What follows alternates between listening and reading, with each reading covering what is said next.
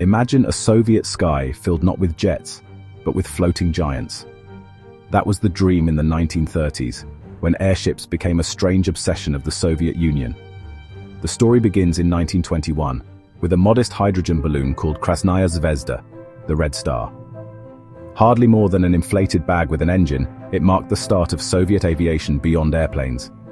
But the real frenzy began on September 11, 1930, when the German Graf Zeppelin glided into Moscow. Pravda claimed over 100,000 people lined the streets to marvel at it. To Stalin, this was unacceptable. If Germany could do it, then the USSR must go further. By 1931, propaganda slogans were everywhere. Everyone must participate in the construction of Soviet dirigibles. Postcards and stamps depicted mighty Soviet airships flying over the Kremlin. The message was clear: the future floated above. That same year came Komsomolskaya Pravda, a humble 46-meter airship built not by the state, but by donations. Komsomol youth raised 12,000 rubles, roughly $6,000, enough to cobble together a vessel from leftover fabric of World War I balloons and a salvaged BMW engine.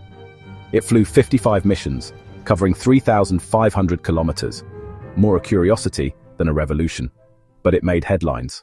Enter Umberto Nobile, the Italian airship engineer secretly hired by Moscow in 1932.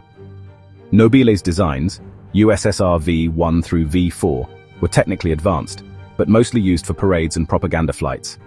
The Soviets wanted symbols, not transport. Symbols, not transport. The pinnacle came in 1937, the colossal SSSR V6 Oso Aviakim.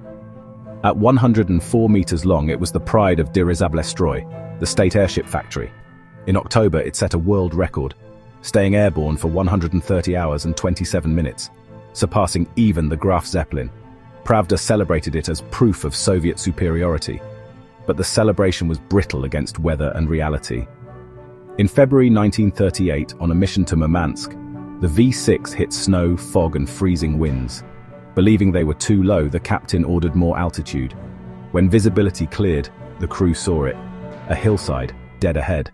The crash killed 13 of the 19 crew members, including Sergei Demin, the husband of Vera Mityagina, the first Soviet woman to command an airship.